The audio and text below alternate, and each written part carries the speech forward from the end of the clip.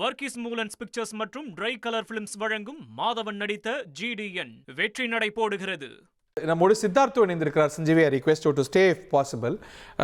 சித்தார்த் வெயின், இப்போ நம்ம இதில் இருக்கிற நோக்கங்கிறது வந்து இதில் இருக்கிற பொலிட்டிக்கல் மெசேஜிங் என்பது நாங்கள் இல்லை பி டீம், நீங்கள் தான் பி டீம் அப்படின்னு முத்திரை குத்த பார்க்குறாங்க. இதுதான் அதில் இருக்கக்கூடிய ஒரு பொலிட்டிக்கல் அண்டர் டோன் அப்படின்னு சஞ்சீவி அனலைஸ் பண்ணுறாரு. Is that something that you agree?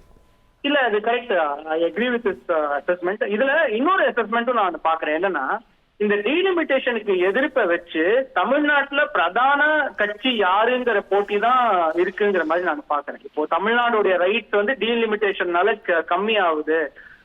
அதுக்கு வந்து அந்த ஃபைட்ல வந்து யாரு முதன்மையா இருக்காங்க, தாவேகாவா, திமுகவா, அதிமுகவா, அந்த இடத்த வந்து யாருமே விட்டு கொடுக்க வேணான்னு பாக்குறாங்க.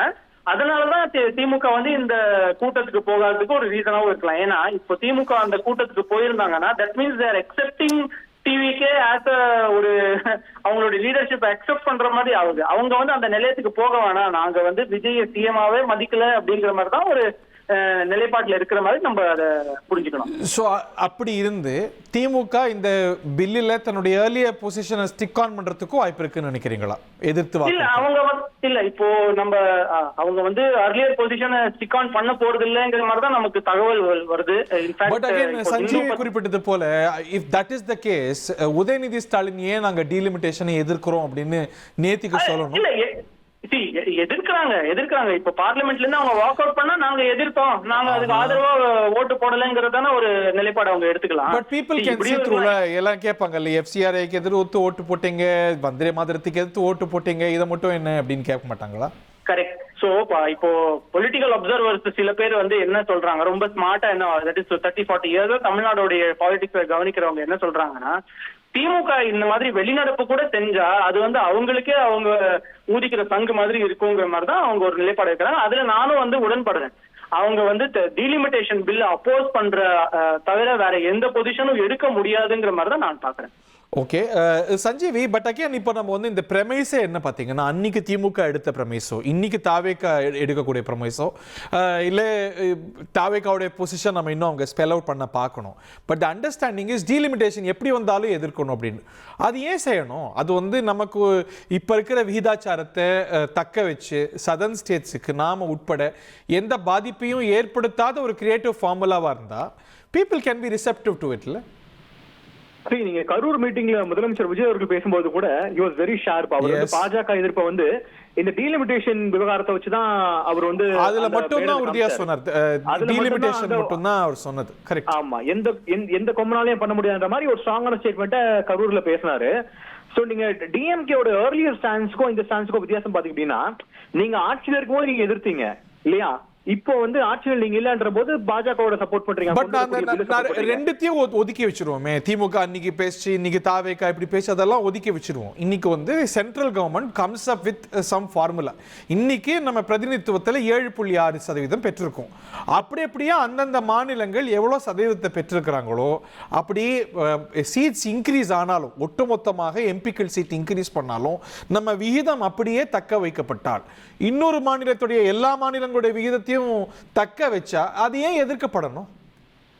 நீங்க லாஜிக்கல் பாயிண்ட்ஸ் பாக்குறீங்க இல்லையா? நீங்க லெஜிஸ்லேட்டிவ் வைஸ் பார்க்கும்போது நீங்க பில்லுக்குள்ள போய் படிச்சீங்க அப்படின்னா இவ்வளவு விஷயத்தை நீங்க மக்களை கன்வின்ஸ் பண்ண முதல்ல. டிஎம்கே அப்படி இருக்கக்கூடிய கெபாசிட்டி இப்ப இருக்கான்னு தெரியல. ஏன்னா ஒட்டுமொத்தமா இந்த ஆம்பிளிஃபை பண்ணக்கூடிய ஒரு கெபாசிட்டி வந்து இப்போ சிஎம் விஜய் கிட்ட இருக்கிறதுனால நீங்க மக்களை கன்வின்ஸ் பண்றது ரொம்ப கஷ்டம். இல்ல நான் என்ன கேக்குறேன், லிட்டில் உட்டோப்பியன், ஏன் கட்சிகள் வந்து வெறும் பொலிட்டிக்கல் லைன்ஸ்லயே நிலைப்பாடுகள் எடுக்கணும்? இப்போ வந்து நம்ம தென்னிந்தியாலேயே நம்ம பார்க்கறது வந்து நமக்கு பாதகம் அப்படின்னு தான். பாதகம் இல்லை என்றால் அது பரிசீலிக்கத்தக்கது தானே?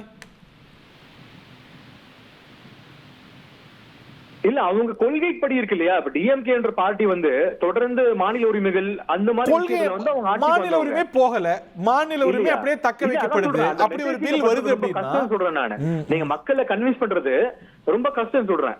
அந்த மாதிரி ஒரு விவகாரத்துல மக்களை கன்வின்ஸ் பண்றது ரொம்ப கஷ்டமா இருக்குன்னு சொல்றேன் நான். That I agree. ஏன்னா நீங்க வந்து நியூவான்சஸ் எப்படி விளக்கி சொல்லுவீங்க அப்படிங்கிறதுல சிரமம் தான். But Siddharth, you also come in. இப்போ நம்ம வந்து வெறும் பொலிட்டிக்கல் லைன்ஸ்ல தான் கட்சிகள் நிலைப்பாடுகளை எடுத்து வர்றோம். பட் இது வந்து ஒரு சவுத் நார்த்னு பார்க்கும்போது should also parties get a little reasonable? நமக்கு பாதகம் இருந்தா எதிர்க்கணும், பாதகம் இல்ல அதே வீத்தாச்சரியத்தை தக்க வைக்கிறாங்கன்னா தாவேகாவோ திமுகவோ அதிமுகவோ எதிர்க்க என்ன அவசியம் வருது? இல்ல இதுல நீங்க மேத்தமேட்டிக்கலா பாத்தீங்கன்னா ப்ரொபோர்ஷனலா இன்க்ரீஸ் ஆகுறது ஓகே ஃபைன்.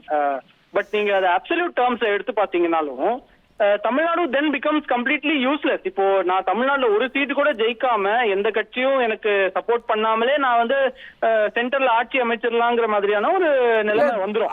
That comes. இப்போ யூபியோட ப்ரொபோர்ஷனையும் ரீட்டைன் பண்றாங்க, தமிழ்நாட்டுடைய அதே சதவீதத்தை ரீட்டைன் பண்றாங்க. அப்படிங்கும்போது why should we have a problem? இல்ல அது நீங்க ப்ரொபோர்ஷனா பாக்குறீங்க. பட் அது வந்து அது இப்போ இட்ஸ் ஆல் லிங்க் டு இப்போ it's link to political power தானே.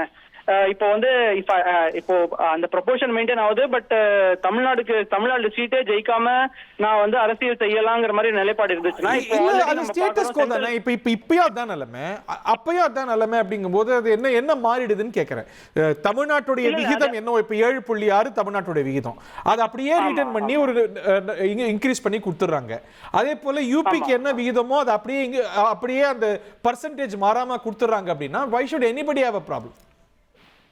இல்ல அது வந்து இவங்க இதுக்கு அக்ரி பண்ணிட்டாங்க. சோ இதுக்கப்புறம் வந்து வேற ஏதாச்சும் அவங்க செய்வாங்கங்கிற மாதிரியான ஒரு ட்ரஸ்ட் டெபிசிட்டும் இருக்கிற மாதிரி தமிழ்நாடு அட்லீஸ்ட் டிஎம்கே மாதிரியான பிஜேபி ஸ்ட்ராங்கா அப்போஸ் பண்ற கட்சிகளுக்கு அந்த மாதிரி ஒரு ட்ரஸ்ட் டெபிசிட்டும் இருந்திருக்கு. தட் இஸ் நான் சொல்றது ப்ரீ அசெம்பிளி எலெக்ஷன்ஸ் அந்த ட்ரஸ்ட் டெபிசிட் இருந்திருக்கு.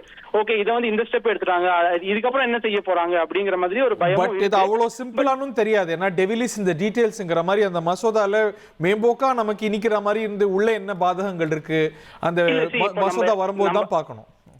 நம்ம பிராக்டிகலாவே பேசுவோமே, டிஎம்கே வந்து ரொம்ப பிராக்மேட்டிக்கான பார்ட்டி சரியா. இப்போ இதை வந்து நம்ம ஸ்டேட் ரைட்ஸ் பெர்ஸ்பெக்டிவ்ல மட்டும் பார்க்க முடியாது. டிஎம்கே லீடர்ஸ் மேல என்ன மாதிரியான சென்ட்ரல் ஏஜென்சிஸ்க்கு ஒரு கேசஸ் இருக்குங்கிற மாதிரியும் நம்ம பார்க்கணும், இல்ல கேசஸ் வரலாங்கிற மாதிரியும் பார்க்கணும்.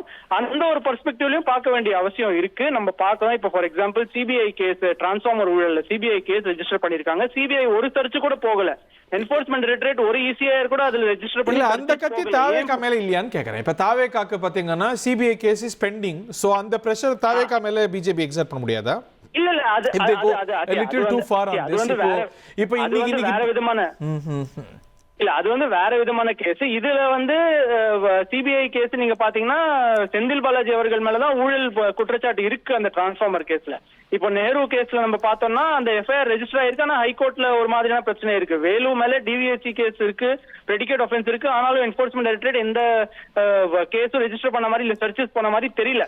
சோ அந்த ஒரு பெர்ஸ்பெக்டிவ்ல நம்ம பார்க்க வேண்டியது. இதெல்லாம் ஃபேக்டர் இன் பண்ணுவாங்க நீங்க கருதுறீங்க? Let's wait and see. நம்ம டெஃபினெட்லி ஃபேக்டர் இன் பண்ணுவாங்க. இல்ல டெஃபினெட்லி ஃபேக்டர் இன் பண்ணுவாங்க. see இதுல பாலிடிக்ஸ்ங்கிறது வந்து நம்ம வெறும்னே மக்கள் பெர்ஸ்பெக்டிவ்ல மட்டும் பார்க்க முடியாதுல. அவங்களுக்கு பொலிட்டிஷியன்ஸ்க்கான ஒரு சுயநலமும் இருக்குல்ல அதுல. சோ அது அப்படியும் நம்ம அதையும் ஃபேக்டர் பண்ணி தான் ஆகணும். வர்கீஸ் மூலன்ஸ் பிக்சர்ஸ் மற்றும் ட்ரை கலர் பிலிம்ஸ் வழங்கும் மாதவன் நடித்த GDN வெற்றி நடை போடுகிறது.